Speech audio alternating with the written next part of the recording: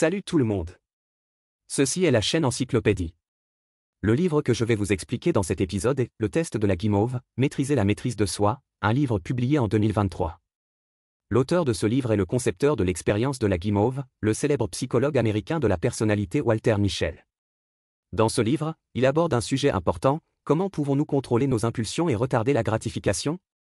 La gratification différée, ou maîtrise de soi, est un problème classique. Adam et Ève savaient qu'ils ne pouvaient pas manger de pommes, mais ils ne pouvaient toujours pas résister à la tentation. Les vieux fumeurs savaient que fumer était nocif pour la santé, mais ils ne pouvaient toujours pas s'empêcher de fumer quelques cigarettes par jour. La forme physique ambitieuse de nombreuses personnes, nos plans ont échoué en quelques jours.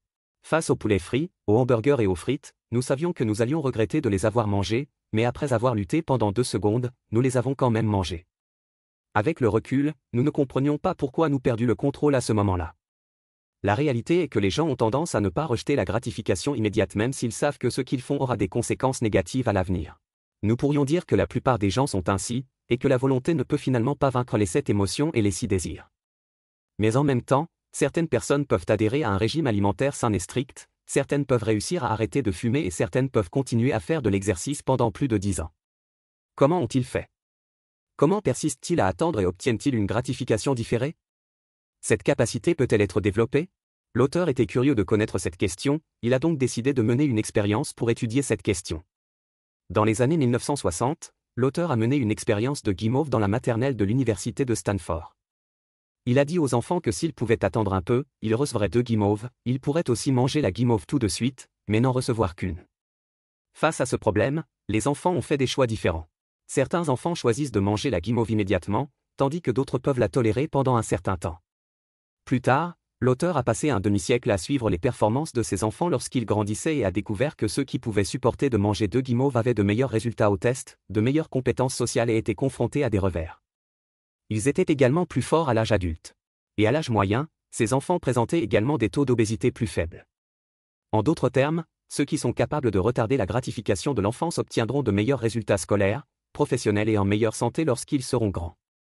Le paragraphe ci-dessus est tout ce que la plupart d'entre nous savent sur l'expérience de la guimauve.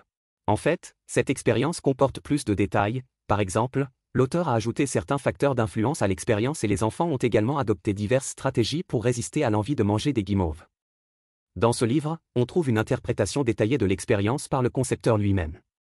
Grâce à ces détails, nous pouvons comprendre les processus psychologiques et les stratégies efficaces pour obtenir une gratification différée. De plus, l'auteur combine également les principes de la science du cerveau pour révéler les mécanismes cérébraux liés à la gratification retardée. Dans le même temps, il a également souligné que la volonté n'est pas une caractéristique immuable et fixe, mais qu'elle peut être renforcée par l'exercice. Alors ensuite, j'interpréterai ce livre en 2 parties. Dans la première partie, nous expliquerons pourquoi il est si difficile de retarder la gratification. Dans cette partie, nous compléterons les détails de l'expérience de la guimauve. Dans la deuxième partie, nous parlerons de la façon d'exercer cette capacité et de nous permettre un retard de remerciement. Tout en faisant mes devoirs pour interpréter ce livre, j'ai également lu un autre livre intitulé Autodiscipline et j'ai découvert quelques méthodes utiles de ce livre.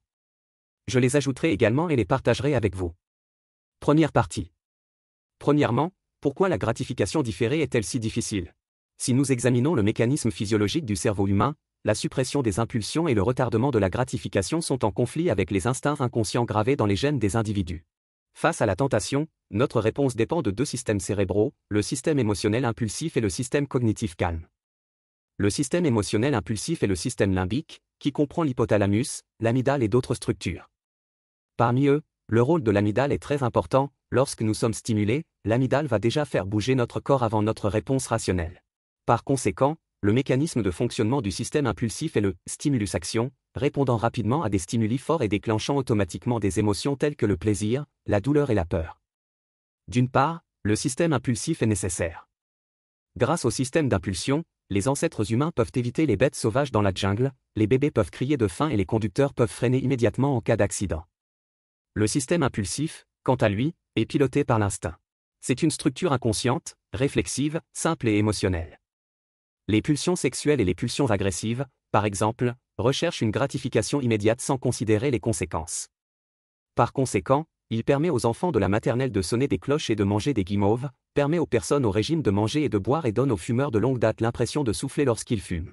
Dans certaines situations, nous avons besoin du système d'impulsion pour nous aider à réagir rapidement afin de protéger notre propre sécurité.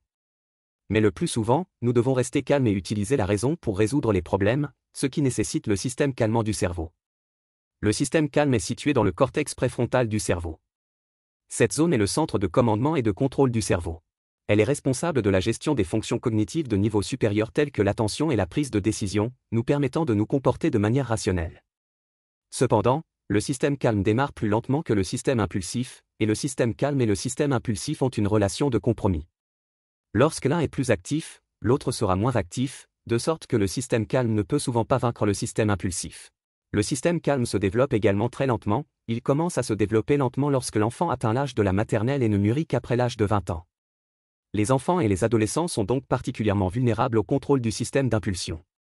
Face à la tentation, le système d'impulsion de notre cerveau est activé en premier, ce qui en soi rend plus difficile le retardement de la gratification. Si nous ne parvenons pas à résister et à manger la guimauve, nous pouvons souvent revenir à nous-mêmes. L'Université de Chicago a mené une fois une expérience dans laquelle ils ont recruté des personnes qui suivaient un régime, les ont d'abord félicitées pour leur progrès gratifiant sur la voie de la perte de poids, puis leur ont dit qu'elles pouvaient choisir entre une pomme ou du chocolat en guise de récompense. En conséquence, 85% des personnes au régime ont choisi le chocolat plutôt que les pommes, affirmant qu'elles l'avaient gagné grâce à un travail acharné.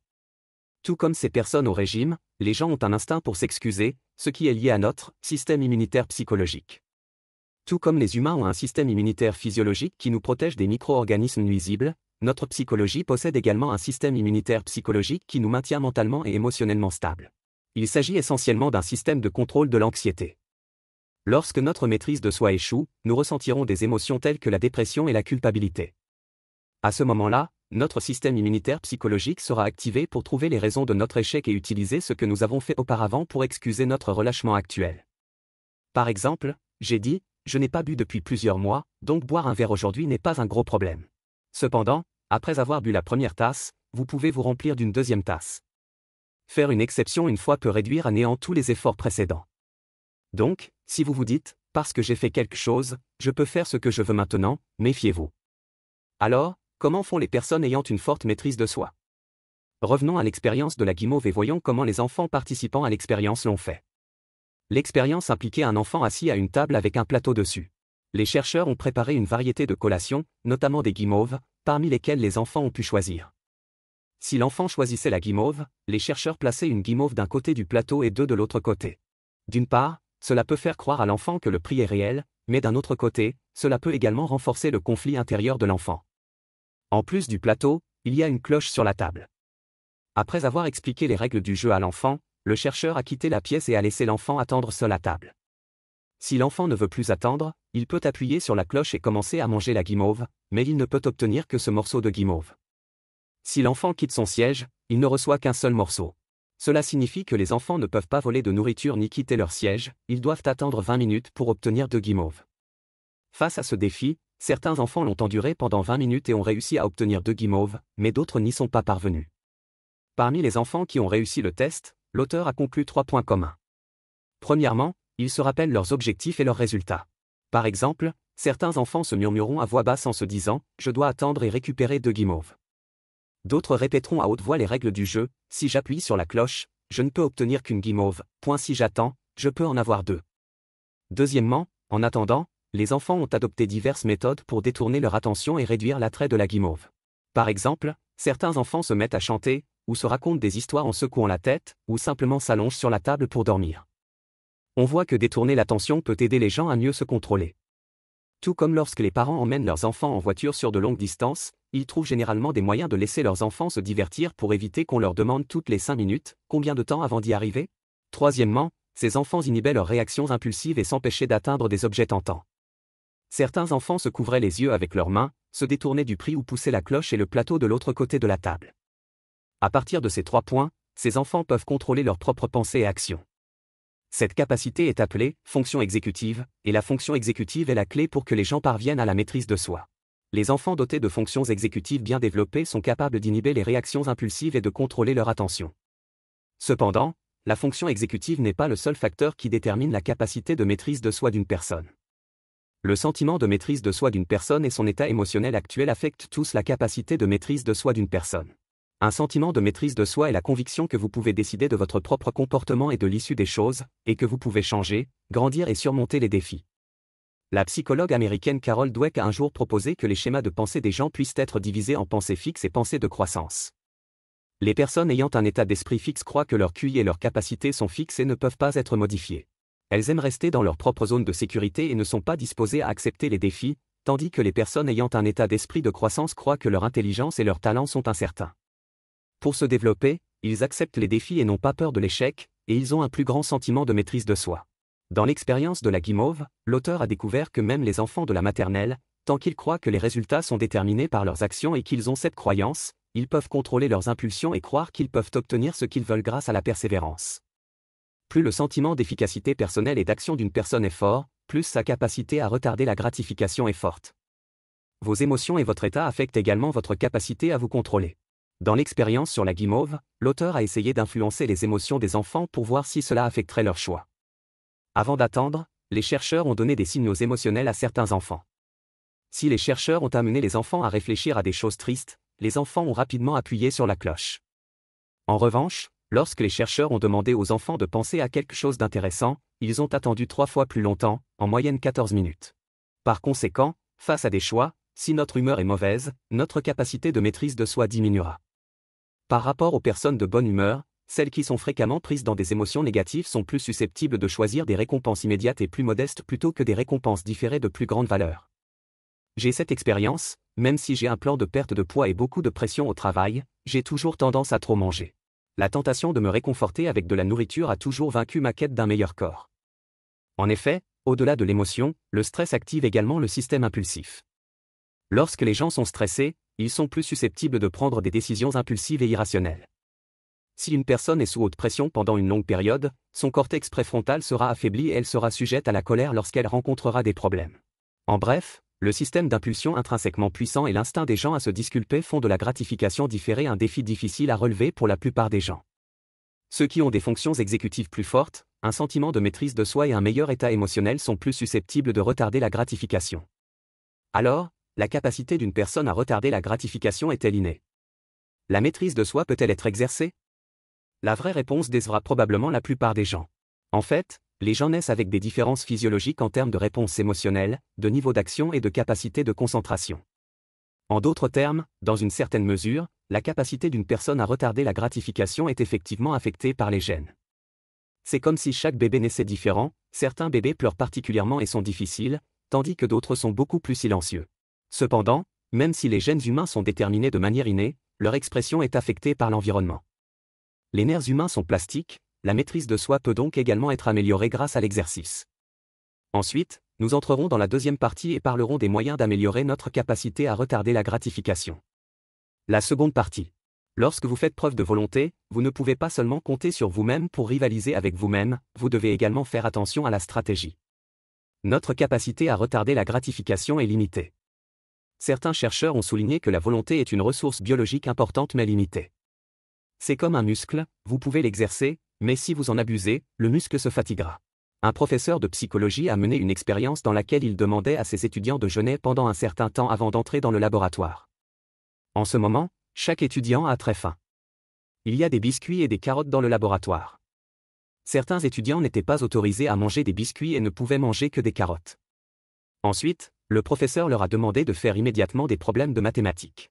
Les problèmes de mathématiques n'étaient pas difficiles, mais comparés aux élèves qui mangeaient des biscuits, ceux qui ne mangeaient que des carottes ont rapidement abandonné.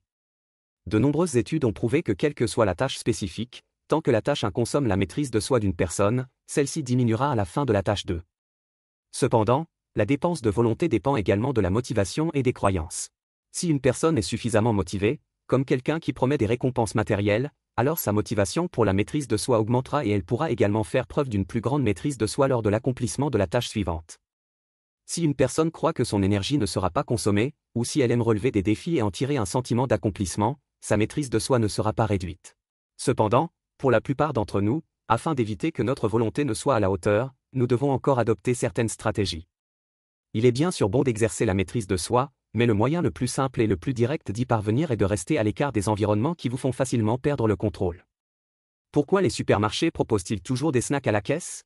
Car même si vous faites le tour de l'espace snack lorsque vous allez au supermarché, rien ne garantit que vous pourrez vous échapper en toute sécurité lorsque vous verrez les snacks à la caisse. Nous pouvons créer de manière proactive les conditions pour éviter d'avoir à recourir à la volonté pour éliminer les facteurs qui vous affectent lorsque vous êtes relativement vulnérable. Si vous perdez du poids, n'allez pas au dîner et n'espérez pas vous limiter à manger uniquement des légumes lorsque vous arrivez au restaurant. Si vous devez vous précipiter au travail, ne mettez pas votre téléphone à portée de main, nettoyez votre surface de travail, cela vous donnera également un esprit plus clair. Loin des yeux, loin du cœur est le moyen le plus simple et le plus efficace d'obtenir une gratification différée. Vous pouvez également utiliser les « effets par défaut » pour créer un environnement plus discipliné. L'effet par défaut signifie que les gens n'aiment pas dépenser d'énergie pour prendre des décisions et préfèrent choisir les options par défaut qui nécessitent le moins d'efforts. Par exemple, si vous êtes accro à un certain logiciel social, vous pouvez faire glisser son icône vers la dernière page du bureau du téléphone mobile. Si vous voulez vous rappeler de lire davantage, gardez un livre à votre chevet, pas sur votre tablette. Au contraire, si vous mettez sur la table des chips et des desserts, ils deviendront votre choix par défaut lorsque vous aurez faim et que vous chercherez quelque chose à manger. En bref, la première façon d'améliorer la maîtrise de soi est de créer un environnement avec moins de tentations et d'utiliser l'effet par défaut pour optimiser votre prise de décision. Parlons ensuite de la deuxième façon d'améliorer la maîtrise de soi. Commençons par raconter une histoire classique des fables d'Ésope, intitulée La sauterelle et la fourmi. L'été est là, et les sauterelles sont paresseuses et s'amusent, sautant sous le soleil d'été, profitant du moment présent, les fourmis sont inquiètes et occupées, travaillant dur pour transporter de la nourriture en prévision de l'arrivée de l'hiver. La sauterelle se moquait de la fourmi parce qu'elle ne savait pas comment profiter de la vie, mais quand l'hiver arrivait, le grenier de la fourmi était entièrement approvisionné, mais la sauterelle dut endurer la douleur de la faim et du froid. Après tout en profitant du soleil d'été, la sauterelle n'a jamais pensé à ce qui lui arriverait au cours de l'hiver à venir. Imaginez-vous souvent l'avenir ? Créez-vous une image mentale de votre futur moi ? Différentes personnes ont différents degrés d'intimité avec leur futur moi. Par exemple, certaines personnes imaginent souvent à quoi elles ressembleront dans le futur et leur lien avec leur futur moi est relativement étroit. Certaines personnes n'ont jamais pensé à ce qu'elles seront dans le futur et pour elles, le moi futur est comme un vague étranger. Certains chercheurs ont mené une telle expérience en invitant des étudiants et en leur demandant de décider de leur ratio de retraite idéal. Lorsqu'ils font des choix, certains étudiants peuvent voir des photos d'eux-mêmes spécialement traitées après avoir vieilli des décennies, tandis que d'autres étudiants peuvent voir des photos d'eux-mêmes qui semblent normales maintenant. Les résultats expérimentaux ont montré que les étudiants qui voyaient des photos de leur futur moi seraient prêts à épargner 30% de plus de leur salaire dans des fonds de retraite. Par conséquent, si une personne aime penser à quoi elle ressemblera dans le futur, plus le lien émotionnel avec le moi futur est fort et plus l'image du moi futur est tridimensionnelle dans son esprit, plus elle réfléchira aux conséquences de son comportement. Les résultats à long terme mettront davantage l'accent sur la gratification différée que sur la gratification immédiate. Il sera plus patient et disposé à sacrifier le bonheur présent au profit de son moi futur que quelqu'un qui trouve son moi futur étranger. Nous pouvons en profiter et améliorer notre capacité à retarder la gratification. Il existe une méthode appelée la règle du 10 octobre 10, qui signifie que lorsque vous sentez que vous êtes sur le point d'être vaincu par le désir, demandez-vous, si vous ne le retenez pas, ce qui vous arrivera après 10 minutes, 10 heures ou 10 jours ? Comment le sentiment va-t-il changer ? Bien que cette autosuggestion soit très simple, elle est en réalité très utile. Cela peut vous aider à établir une connexion avec votre futur moi, vous permettant ainsi de mieux évaluer les différents effets de la maîtrise de soi et de l'abandon. D'une manière générale, dans les 10 minutes qui suivent l'abandon de la maîtrise de soi, nous pouvons nous sentir plutôt bien, mais tout au plus nous pouvons nous sentir un peu coupables inconsciemment. Mais au bout de 10 heures, ce sentiment de culpabilité sera très fort. Au bout de 10 jours, vous vous rendrez compte que votre indulgence initiale a détruit vos objectifs à long terme. Je ne sais pas si vous l'avez vécu. Quoi qu'il en soit, quand j'ai envie de manger une collation tard le soir, mon envie est très forte, ce qui me permet de décrocher facilement mon téléphone, de cliquer sur l'application de plats à emporter et passer une commande en quelques minutes. Mais d'une manière générale, je le regrette déjà avant même que les plats à emporter n'arrivent. Donc, si je peux respirer profondément avant de passer une commande, demandez-moi, comment vais-je voir ma collation de fin de soirée ce soir dans 10 minutes, 10 heures, 10 jours ou même 10 mois ?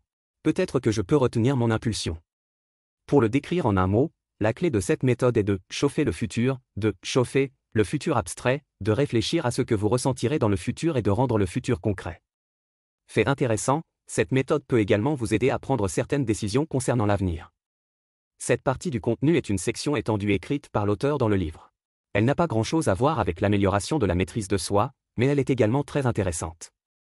Lorsque vous prenez des décisions qui affecteront votre avenir, comme choisir entre plusieurs opportunités d'emploi, vous pouvez également utiliser « chauffer l'avenir » pour vous aider à prendre des décisions. Passez quelques heures à imaginer à quoi ressemblerait votre style de vie si vous choisissiez de faire un certain travail. Plus c'est précis, mieux c'est, comme si cela se produisait en ce moment. Vous pouvez également l'écrire. Cela vous aidera. Vous le ferez savoir plus clairement. Quel travail vous désirez le plus? Bref, pour résister à la tentation du présent, il faut déplacer les coordonnées vers le futur et imaginer si on le regrettera dans le futur. Pour faire un choix lié au futur, on peut déplacer les coordonnées de l'avenir au présent et imaginer spécifiquement chaque jour. À quoi ressemble un choix, tel que vous le vivez maintenant, peut vous aider à faire un meilleur choix. C'est la deuxième façon d'améliorer la maîtrise de soi, chauffer l'avenir. La troisième méthode dont nous allons parler consiste à toucher un peu l'âme. Cette méthode est donnée dans le livre « Autodiscipline » et se compose de 4 questions. Lorsque vous ne pouvez pas résister à la tentation, essayez de vous poser sérieusement les 4 questions suivantes. La première question est « Est-ce que je veux vraiment être une personne disciplinée ?»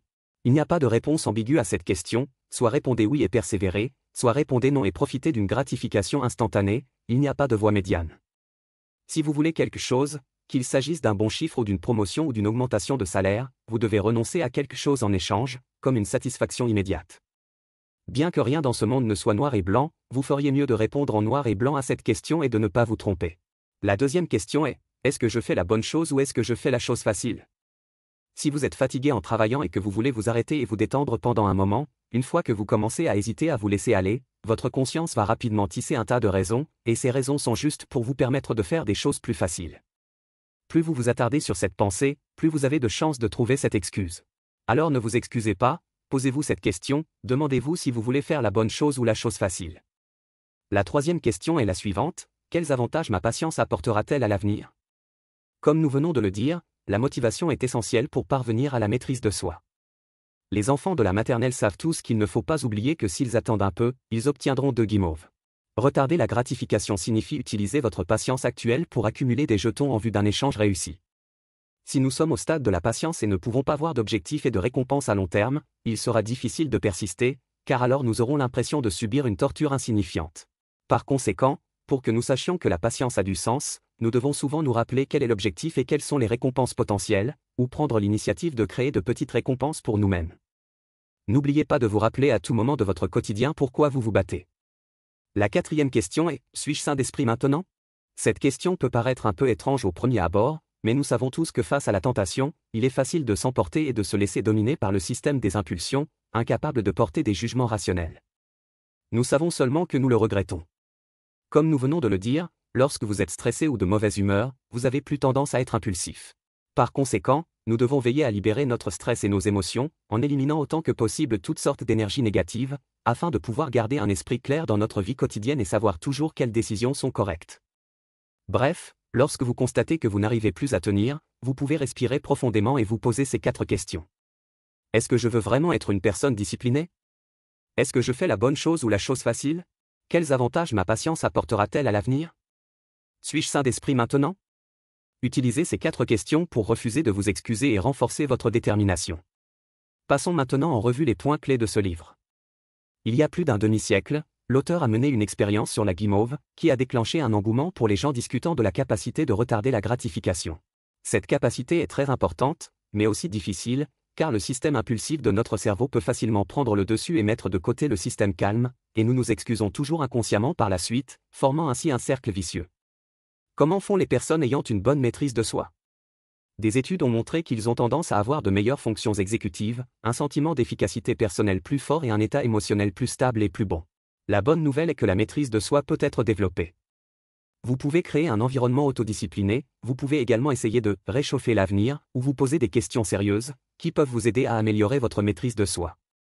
Jimmy Rowan, un orateur américain, a dit un jour, « Chacun de nous doit choisir l'une des 2 émotions que sont l'autodiscipline ou la douleur du regret. » Cette phrase semble plutôt négative, comme si quel que soit le choix, nous souffrions tous, juste en différentes manières. Mais la différence est que l'avenir de la douleur de l'autodiscipline est la joie et la réussite d'atteindre un certain objectif, tandis que l'avenir de la douleur du regret n'est qu'un regret sans fin. Par conséquent, si tout n'est que douleur, j'espère que nous pourrons choisir fermement la douleur de l'autodiscipline, car à l'avenir, nous pourrons certainement goûter aux fruits du succès, puis nous dire que toute la patience dans le passé en valait la peine. C'est la fin de ce programme, quelles sont vos différentes opinions à ce sujet? Bienvenue à laisser un message pour discuter avec tout le monde. Et, si vous aimez notre chaîne, abonnez-vous à nous. Ah, n'oubliez pas de l'aimer.